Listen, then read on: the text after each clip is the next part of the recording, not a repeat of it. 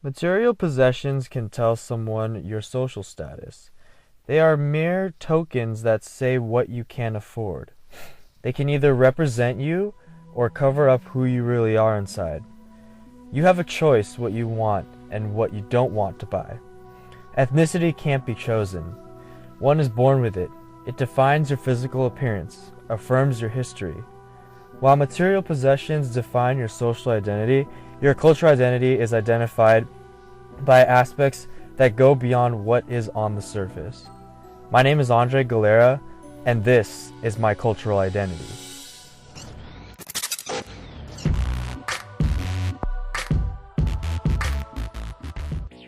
I am a second-generation Filipino American, and I live in Los Angeles.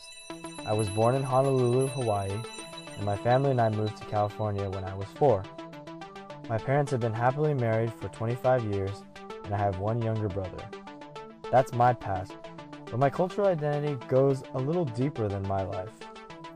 The Philippines was discovered by Ferdinand Magellan in 1521. It was claimed as a colony of Spain. The Spanish reign was from 1565 to the early 1800s. That is the reason why most Filipinos have last names like Garcia and Reyes, and other names that are Spanish-esque. After the Treaty of Paris was established, the Americans tried to take over the Philippines, soon after the Japanese tried. They gained their independence on July 4, 1946 from Japan with the help of America. Filipinos came to America in search for work. They were granted citizenship for nursing jobs or military jobs. Most of my aunts are nurses, and my dad and his brothers are all Navy veterans. The Philippines is an ally to the Americans, and they have helped America in the medical field and provided soldiers during World War II. Sadly, the Filipino veterans who fought were not properly compensated. In Los Angeles, widows of Filipino World War II veterans joined a rally. Ang panawagan po nila ipasa sa kanila ang mga benepisyo na hindi man lamang po natikman ng kanilang mga yumaong asawa. Si Evangelist has more.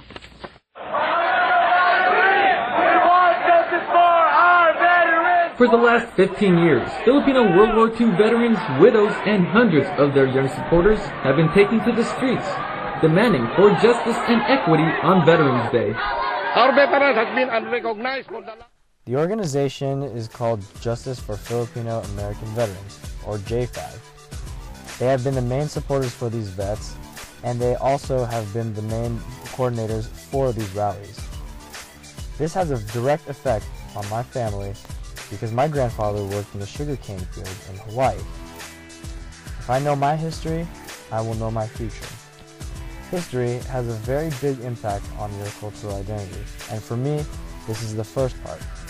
The second part is traditions and practices.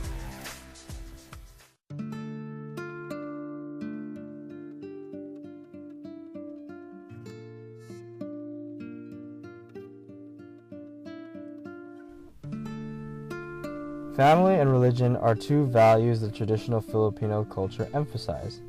In my life, I value my family and the Catholic faith. My family has always been there for me, and I always thank God for blessing me with such amazing parents. The Catholic faith has been instilled in me since I was born. I went through all the sacraments of initiation. My faith has molded me as a morally good person, and I always have faith in whatever I do, alongside with passion and determination. One tradition my family keeps is the rituals performed when a loved one dies. It's called the novena for the dead, or prayer for the dead. Both my grandfathers died recently, and the way we celebrate them is through the novena, which is a 7-day period of reflection and prayer right after the funeral. Then every month we have an anniversary for them. We also do novena, and we also do a rosary prayer for them. And then on the yearly anniversary of them, we basically do another funeral celebration, but this time it's a little more cheerful. It's more celebratory. It's not compared to like mourning. Like, it's really just time to reflect on the good things that happened to them and the things that we enjoy and things that we also miss about it too. Paying respects to the elders is something Filipinos take very seriously. Anytime we greet them, we take their hand and place it at our forehead as a sign of respect. Grandparents are very much looked up to in the Filipino culture. It's that idea that they have lived longer than we have, and without their hard work, their kids and grandkids would not be where they are today. And whenever I have kids, I also will pass down these values to them.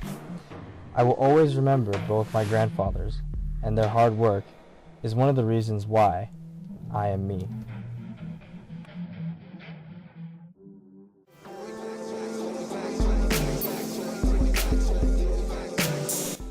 The last aspect that makes up one's cultural identity is the food they eat.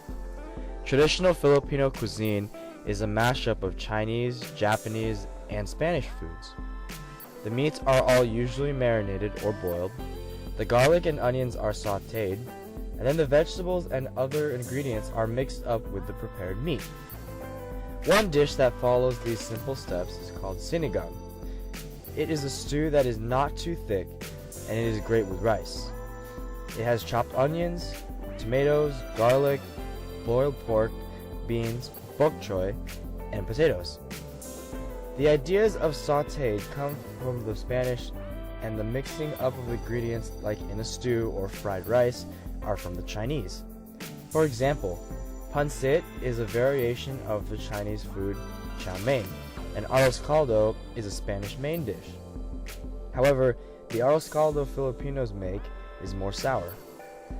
Another traditional Filipino food that was taken from the Spanish is the lechon, or cooked pig. It is first marinated with a sauce and then broiled on an open flame. Indigenous vegetables from the Philippines include bok choy and sayote. And the Philippines is the #1 exporter of rice in all of the world.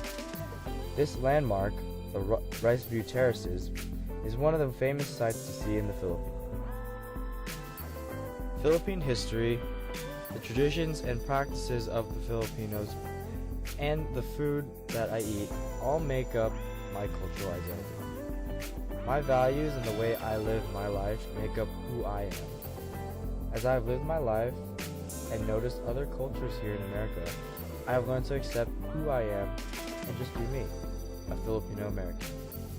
Without knowing your past and how you got to where you are at, you will not know what the future holds for you.